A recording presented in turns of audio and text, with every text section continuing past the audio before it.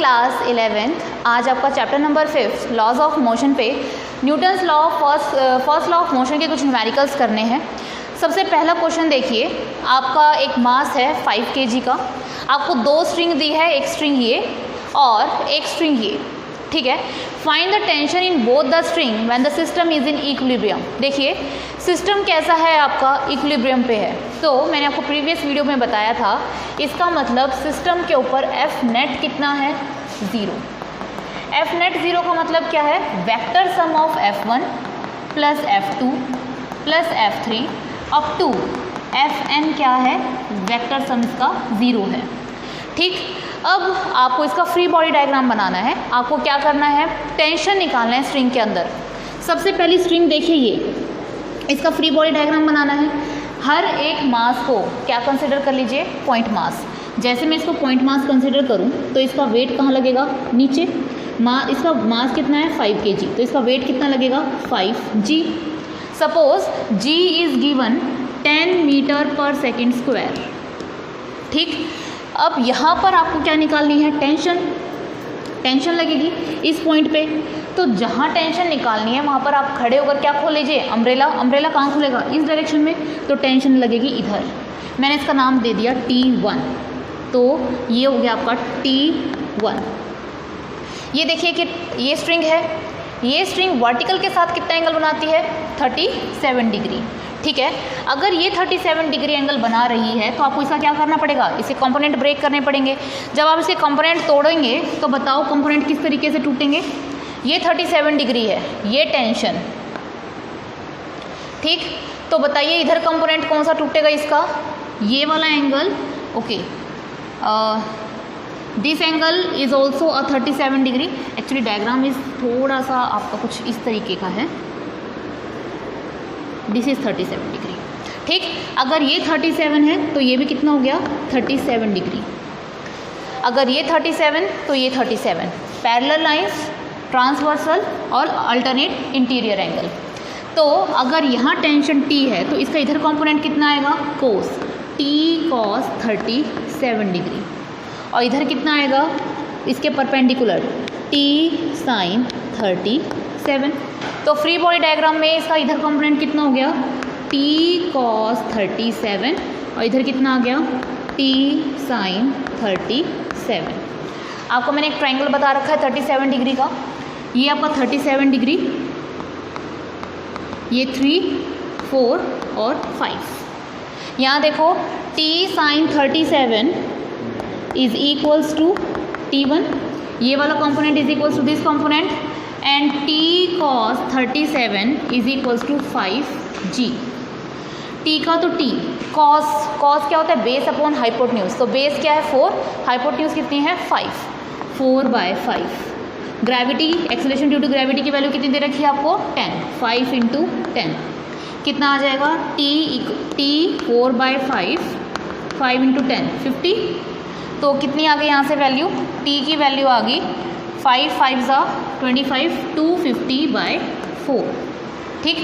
2 से कैंसिल कर दो, 2 दूनी 4, 125, 125/2 न्यूटन। ये कितना आ गया आपका, T की वैल्यू आ गई, ठीक। इस T की वैल्यू आपके पास आ गई है, T की वैल्यू आ गई अब आपके पास। इस इक्वेशन में पुट कर दो, T sin 37 T1।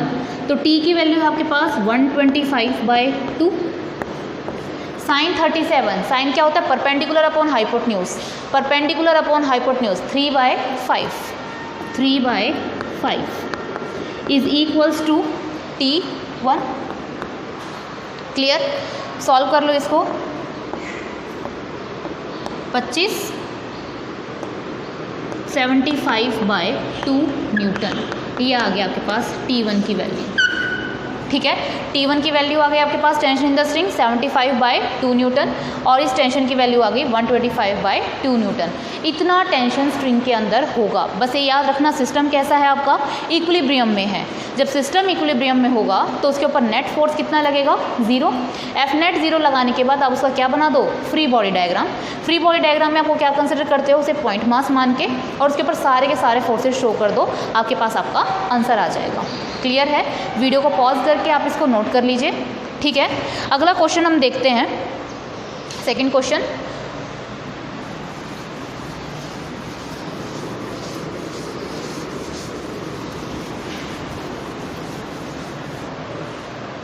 Question number second,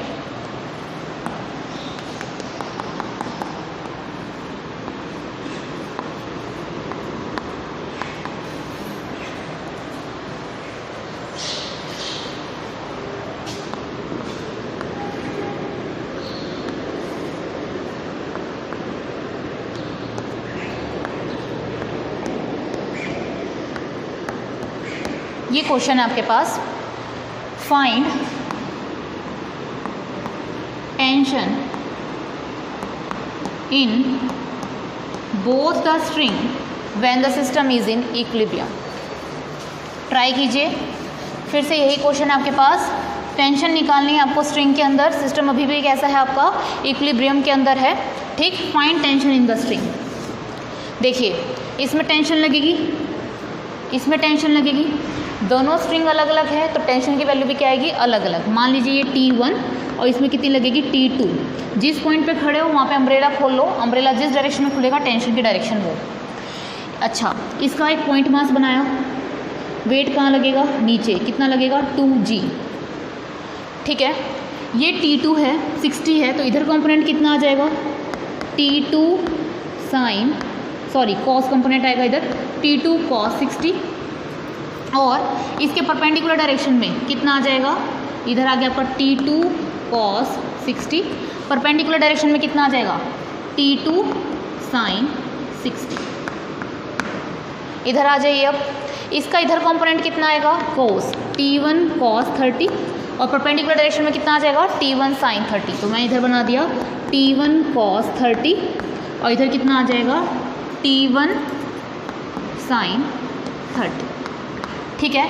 system equilibrium में है, इसका मतलब एफ नेट क्या है सिस्टम पे, F net is equals to 0। अगर एफ नेट 0 यानी कि vector sum of all forces F1 plus F2 plus F3 up to Fn आपको क्या दे रखा है, 0 के इक्वल दे रखा है, ठीक है। अब आपको क्या करना है, इसकी सहायता से इसको सॉल्व करना है। T1 cos 30 is equals to T2 cos 60, equation number first. यहाँ देखो दोनों एक ही डायरेक्शन में, दोनों को ऐड कर दो, T2 sin 60 plus T1 sin 30 is equals to 2G। G की वैल्यू आपको कितनी दे रखी है, 10, तो T2 sin 60 कितना होता है, √3/2, √3/2, sin 30 1/2 इक्वल्स टू 2 × 10, ठीक है। तो यहाँ से कितना आ गया, √3T2 plus T1 equals to 2 × 10 20, 20 × 2 40, clear. यहाँ से देखो T1 cos 30 की वैल्यू कितनी होती है, 1/2, नहीं cos 30 होता है √3/2, cos 60 कितना होता है, cos 60 1/2, 2 से 2 कैंसिल, यानी कि √3T1 इक्वल्स टू T2। तो T2 की वैल्यू आ गया आपके पास √3T1। यहाँ पुट कर दीजिए, यहाँ पुट कर दीजिए, कितनी आ जाएगी, √3, T2 की वैल्यू डाल रहे हो आप, T2 की वैल्यू कितनी है, √3T1, तो यहाँ डाल दो √3T1 plus T1 equals to 40, √3 × √3 3T1 plus T1 equals to 40, 3 + 1 4, 4T1 equals to 40, T1 की वैल्यू कितनी आ जाएगी, 10, T1 इक्वल्स टू 10 न्यूटन, यानी कि इस स्ट्रिंग में कितना टेंशन लगेगा, 10 न्यूटन। यहाँ पुट कर दीजिए T2 is equals to √3T1, T1 कितना है, 10 √3, कितना आ जाएगा आपके पास, 10 √3 न्यूटन। क्लियर है, क्लियर है स्टूडेंट्स। आपने क्या किया, दोनों स्ट्रिंग्स में फ्री बॉडी डायग्राम बना के सारे के सारे फोर्सेस को आपने फ्री बॉडी डायग्राम पे शो कर दिया। ये वाला फोर्स इसके इक्वल, इन दोनों का एडिशन इसके इक्वल, उसके बाद सॉल्व करके दोनों इक्वेशंस को T1 T2 की वैल्यू निकाल दी। वीडियो को पॉज करके सबसे पहले इतना नोट कर लीजिए। ओके स्टूडेंट्स, ये क्वेश्चन देखिए, find tension in the string and the normal reaction on mass m if mass m is in equilibrium. आपको क्या करना है, टेंशन निकालनी है और नॉर्मल रिएक्शन निकालना है।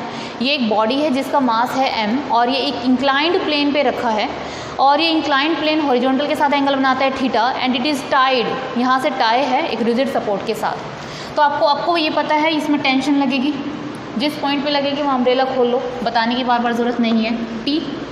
अब आपको पता है ये बॉडी इसके साथ कांटेक्ट में है, तो नॉर्मल रिएक्शन फोर्स हमेशा पॉइंट ऑफ कांटेक्ट के या सरफेस के कैसे लगता है, परपेंडिकुलर। तो ये जो नॉर्मल रिएक्शन फोर्स लगेगा, ध्यान से देखना, ये नॉर्मल रिएक्शन फोर्स परपेंडिकुलर लगेगा, ठीक है। इस मास m का वेट कहाँ लगेगा, नीचे की तरफ, ये लग गया नीचे की तरफ mg। अब क्या करें, देखो कुछ ऐसा सा आ गया आपके पास, this is your tension T, this is your tension T, normal reaction n और ये आपका mg, इस तरीके से आ गया। तो अब हम क्या काम करते हैं, इसमें हम ना एक्सिस चूज़ कर लेते हैं। मैं काम करती हूँ, पूरे सिस्टम को इस तरह से मान लूँ, this is my X axis and this is my Y axis. ऐसा करने से क्या होगा, देखो इस ट्राइंगल में इसको अगर मैं नीचे की तरफ लेकर आऊँ, ये थीटा, ये कितना 90, तो this is 90 minus theta. Triangle के तीनों एंगल का सम कितना होता है 180, ये 90, ये थीटा, तो ये कितना आ गया 90 माइनस थीटा, ठीक है। तो अच्छा ये बताइए, ये पूरा कैसे होता है परपेंडिकुलर, ये पूरा देखो यहाँ पर अच्छे से बना देते हैं इसको, तो इसे कंपोनेंट तोड़ने हैं मुझे।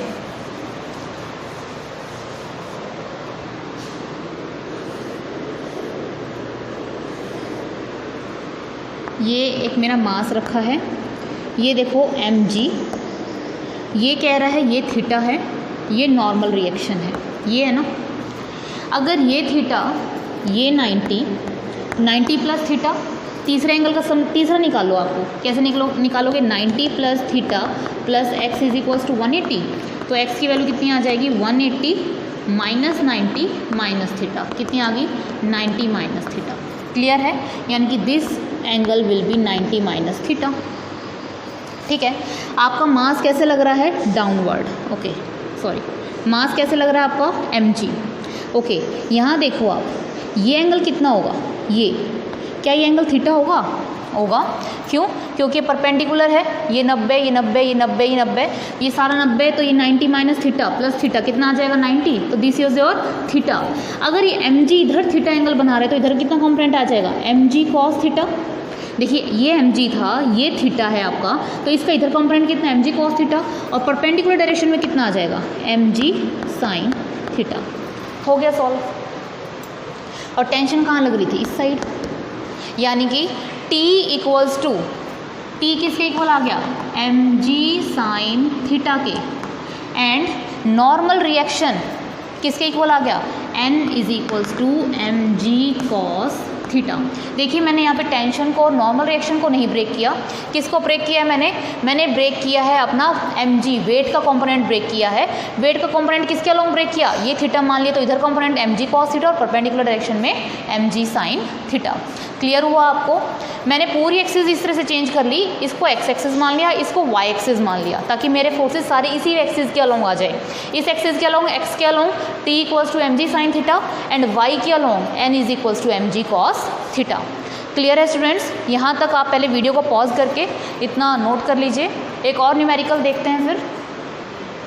ओके स्टूडेंट्स, ये क्वेश्चन देखिए। अब आपका वही इंक्लाइंड प्लेन है, ये वही थीटा एंगल बनाता है। अब आपके दो मासेस हैं, एक 5 kg का और एक 3 kg का। ये स्ट्रिंग है, ये आपकी पुल्ली, ठीक। पुल्ली सोच के बताइए, क्या पुल्ली पे ये वायर एक ही है या अलग अलग है। अब यही तो रस्सी इसके ऊपर से होके गई है, तो रस्सी सेम है, तो टेंशन भी क्या रहेगी, सेम, ठीक है। इसका वेट लगेगा कहाँ, नीचे, कितना 3g। इस पर टेंशन कहाँ लगेगी, ऊपर की तरफ, t। तो एक नाम दे दूँ मैं इसको, इक्वेशन आ गई t equals to 3g, equation number 1। अगर यहाँ टेंशन t है तो यहाँ भी टेंशन कितनी होगी, t। इसका वेट लगेगा नीचे की तरफ, ये अब हमेशा याद रख लेना, this is your theta, component टूटेगा इधर एम जी कॉस थीटा और परपेंडिकुलर डायरेक्शन में एम जी साइन थीटा। बस यही इसी वजह से मैंने आपको पहले वाला क्वेश्चन कराया था कि आपको कॉन्सेप्ट क्लियर हो जाए। अब आपको वेट तोड़ना है, टेंशन और नॉर्मल रिएक्शन मत तोड़ने लग जाना, सिर्फ और सिर्फ क्या कंपोनेंट तोड़ना है आपको, वेट का कंपोनेंट तोड़ना है। अब एक्स को एक्स के इक्वल रख दो, वाई को वाई के इक्वल रख दो। अच्छा, इसमें नॉर्मल रिएक्शन लगेगा और परपेंडिकुलर, ये आ गया। आपको टेंशन निकालना है, नॉर्मल रिएक्शन निकालना है और इस थीटा की वैल्यू निकालनी है। ठीक है, सेकंड इक्वेशन क्या आ गई आपके पास, n is equals to Y direction में n is equals to M G cos theta, n equals to M G cos theta, equation number second. Equation number third, x axis t equals to M G sine theta. ध्यान से देखो, आपके पास तीन equation आ गई, ये वाला इसके इक्वल, ये इसके इक्वल, ये इसके इक्वल। t 3g के इक्वल है, क्या मैं इसमें t को 3g रख दूँ, 3g equals to, okay 3g equals to, ये m कितना है 5, तो मैं इधर एक काम करती हूँ, इसी में यही चेंज कर देती हूँ 5g कॉस थीटा और 5g साइन थीटा, ताकि m में आपको कन्फ्यूज़न ना हो। 3g equals to 5g sine theta, g से g cancel, 3/5 is equals to sine theta और थीटा की वैल्यू कितनी आ गई, साइन इनवर्स 3/5। और आपने बहुत बार पढ़ा है ये ट्राइंगल, ध्यान से देखो, this is theta, this is 3, 5 and 4, ये ट्राइंगल होता है तब थीटा कितना होता है, अभी तो करवाया था 37 डिग्री, यानी कि थीटा कितना है यहाँ पर आपका 37 डिग्री। हो गया सॉल्व, एक पार्ट निकल गया। यहाँ आ जाओ, t equals to 3g, g कितना है सपोज 10, 3 इंटू 10 कितना आ गया 30 न्यूटन, यानी कि टेंशन तो स्ट्रिंग पे कितना लगेगा 30 न्यूटन। थीटा एंगल कितना होगा 37 डिग्री। रह गया सिर्फ नॉर्मल रिएक्शन पता करना। Normal reaction n is equals to 5g cos theta, okay 5g की वैल्यू 10, कॉस थीटा, थीटा कितना है 37, अभी तो निकाला कॉस 37, कॉस क्या होता है बेस अपॉन हाइपोटेन्यूज 4/5, कितना आ जाएगा 5 इंटू 10 50, 4/5 कैंसिल, 10 4 ज़ा 40 न्यूटन। तो आपके पास नॉर्मल रिएक्शन की वैल्यू आ गई, दिस इज़ अ n मत लिखो इसको, न्यूटन न्यूटन कैंसिल दिखेगा आपको, n डैश लिख लो, कुछ भी लिख लो इसको, या मर्जी आपकी, this is your normal reaction force. ठीक है, तो नॉर्मल रिएक्शन की वैल्यू कितनी आ रही है आपके पास 40 न्यूटन। क्लियर, पूरा लिख लो 40 न्यूटन। समझ में आया? तो इस तरीके से आपको थीटा की, टी की और एन की वैल्यू फाइंड आउट करनी है। देखो मैक्सिमम से मैक्सिमम बस यही क्वेश्चन हो सकते हैं, पुली चली गई इसके ऊपर से, बस आपको याद रखना आपने पूरी एक्सिस को चेंज कर दिया, ये आपने आपकी एक्स एक्सिस बना ली, ये वाई एक्सिस बना ली, किसकी सहायता से, वेट के कंपोनेंट को ब्रेक करके। क्लियर है? वीडियो को पॉज करके इतना नोट कीजिए, फिर एक लास्ट न्यूमेरिकल और देखते हैं। ओके स्टूडेंट्स, अभी लास्ट क्वेश्चन जो हम देख लेते हैं, ये एक छोटा मास है m, ये कैपिटल मास है m, और find normal reaction between two blocks. दोनों ब्लॉक्स के बीच में आपको एक तो नॉर्मल रिएक्शन बतानी है, ठीक, and the reaction between surface and mass m, ये वाली सरफेस आपकी और इस मास m के बीच में, मतलब आपको दो रिएक्शन बतानी है, एक रिएक्शन बतानी है यहाँ और एक रिएक्शन बतानी है आपको यहाँ। ठीक है, तो एक काम करते हैं, इसका फ्री बॉडी डायग्राम बनाते हैं। देखो ये आपकी बॉडी m मास, इसका वेट लगेगा कहाँ, नीचे mg, तो ये इसके साथ सरफेस कांटेक्ट में है, ऊपर की तरफ क्या लगाएगी, नॉर्मल रिएक्शन। क्या इसके ऊपर और कोई फोर्स लगेगा, नहीं, यानी कि n is equals to mg। ठीक है, अब आ जाओ आप बड़े वाले मास पे, ये आपका बड़े वाला मास m, सीधी सी बात है, इसका एक तो वेट लगेगा कैपिटल mg, ये सरफेस इसके ऊपर एक फोर्स लगाएगा, नॉर्मल रिएक्शन फोर्स, कितना लगाएगा, ऊपर की तरफ अलग लगाएगा। सेम होगा क्या, ये वाला रिएक्शन और ये वाला रिएक्शन सेम होगा, अलग अलग होगा, सरफेस अलग अलग है, तो नाम दे दो इसको n1। क्या और भी कोई फोर्स लग रहा है, क्या और भी कोई फोर्स लग रहा है, लग रहा है। कैसे, जब ये बॉडी इसके ऊपर नीचे की तरफ फोर्स, अच्छा जैसे ये होता है, ये बॉडी इसके ऊपर फोर्स लग रहा है ऊपर की तरफ n, तो नीचे की तरफ कितना लगेगा n, तो एक फोर्स नीचे की तरफ भी लग रहा है। ठीक है, कितना लग रहा है n। क्लियर, और कोई फोर्स नहीं, तो क्या लिखोगे, n1 is equals to n plus mg, तो n1 इज इक्वल्स टू ऊपर वाला फोर्स इज इक्वल्स टू नीचे वाला फोर्स, n की वैल्यू mg प्लस mg। अब क्या करो, यहाँ से g कॉमन निकाल लो, m plus m, this will be your normal reaction force between surface and mass m। ये जो n1 है, यहाँ जो n1 लग रहा है उसकी वैल्यू कितनी है, इतनी, और जो यहाँ नॉर्मल रिएक्शन लग रहा है उसकी वैल्यू कितनी है, mg। ठीक है स्टूडेंट्स, इसके साथ आपका न्यूटन्स फर्स्ट लॉ का टॉपिक बिल्कुल कंप्लीट होता है विद न्यूमेरिकल्स, थ्योरी। और अगर आपको कोई डाउट है तो मुझसे आप कमेंट बॉक्स में पूछ सकते हैं। Okay students, thank you so much.